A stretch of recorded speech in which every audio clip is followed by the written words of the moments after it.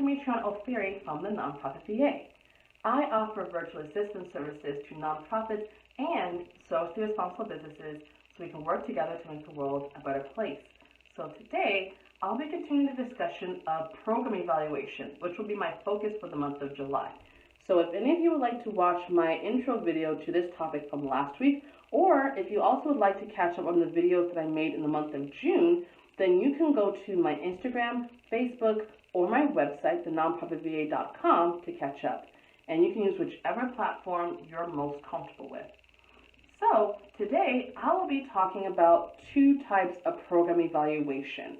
And just to reiterate what definition I'm using for program evaluation, last week I used the example of performance evaluation at your job, and how you would meet with your supervisor or your manager to discuss how well you've been meeting deadlines, how well you've been working in the team dynamic, how you've been contributing to the work environment at your organization. So, different things like that. And program evaluation is basically the same thing, where you're looking to measure the performance of a program.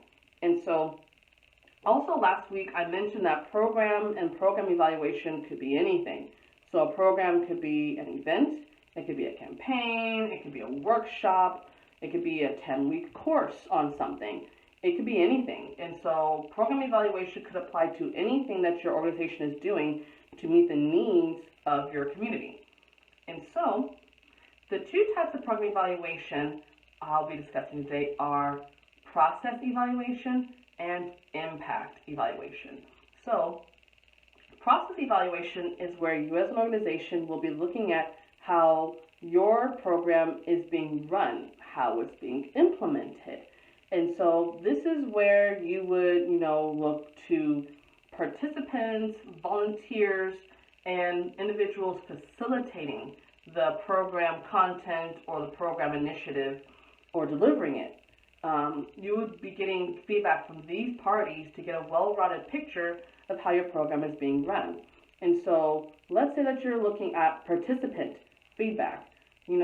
As a team, in case you guys don't have, surveys or anything like that to look at participant feedback or satisfaction, it would be good to think about, okay, what is it that I would want to, what is it I would want to see within our program? What things are important to me? Because it's likely that things that may be important to you may also be important to others. And so one thing that you can look at is, the participant can be asked, was this organized? Did things run smoothly? And again, these aren't actual questions. You can be more specific. This is just more so to give you an idea. So, was the program organized? Did the volunteers answer their questions? Was the facilitator of the program, let's say it was a workshop, was the facilitator communicating clearly? Were they encouraging discussion? If that is something that, that is important to your target population, important to you all to know. So, different things like that to see, how your program is being received by participants. And then, give feedback from volunteers, those that are, dealing with signups, that are doing behind the scenes work, that are doing, the operations of the program, of the event. And it would be good to ask them, okay, did they feel like they were adequately trained to do what they needed to do for the program? Did they have any questions or concerns that they brought to staff, and were those met? Did they feel supported by the staff? Did any participants go up to them and give them feedback on the program? Because maybe the participants, told them something, but they maybe weren't telling you something in the feedback they gave you. So it'd be good to kind of get information from volunteers. And, so things like that, it'd be good to get feedback from volunteers in that way. And then for facilitators, those that are delivering the content, those that are, the implementers of the program, because they will have a different vantage point as well. So it'd be good to ask them, did they feel supported by staff? If they had any concerns, was the equipment working? Were the materials, there with them? Because maybe there were some things that were missing. That would be good to know. Did they feel like the participants were engaged with the material or with the activities that they did with them? Did they feel that the participants, asked enough questions? Did they seem engaged? Did they feel like they got enough support from the staff? Things like that. All of those things are important to know because it would be good to see what things worked well and what things could either be improved or cut completely. And so all of these things together would actually have an impact on the long-term success and effectiveness of your program. So that's why process evaluation is important. And now to go on to impact evaluation. And so impact evaluation, that's where as an organization, you're looking at the short-term, mid-term, and the long-term impact that your program is having on the target population and on the needs and the problem that your organization is addressing. And so grant makers, they're not only looking at, what kind of short-term impact they're making, what kind of long-term impact they're making. It's also important that, that these, types of goals and impact that you're making, progressively make sense, that they go together, that they're linked and associated in some way. And next week, I'll talk more about how to develop program goals and objectives for impact evaluation.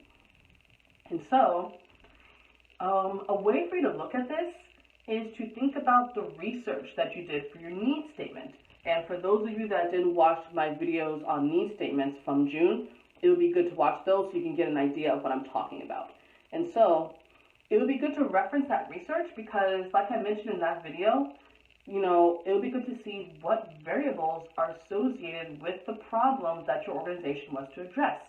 And so I'll use the example from last week, which is recidivism.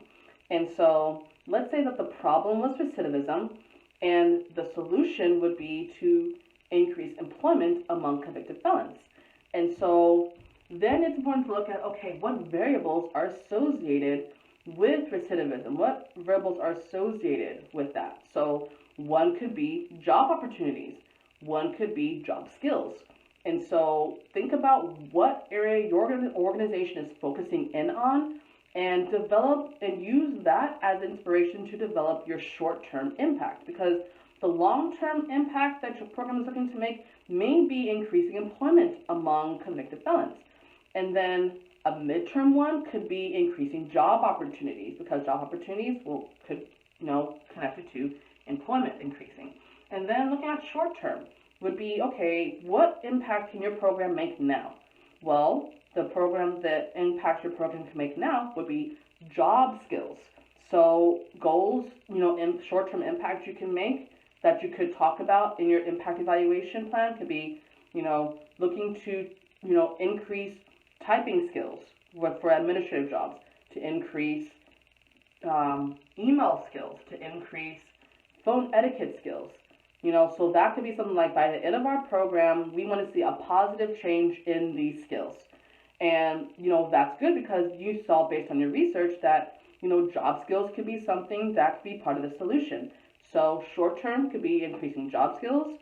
And then perhaps depending on your target population, doing a follow-up a year after could be good as well. I'll talk more about follow-up in another video because that depends on the culture of the evaluation and the target population you're working with. So, but either way, use your needs statements research to develop the goals, the impact, the short-term impact, and then your midterm and your long-term. And I'll discuss more of that next week, but this is just more of an intro to impact evaluation and goals. All right, so I hope that you found this information helpful in today's video.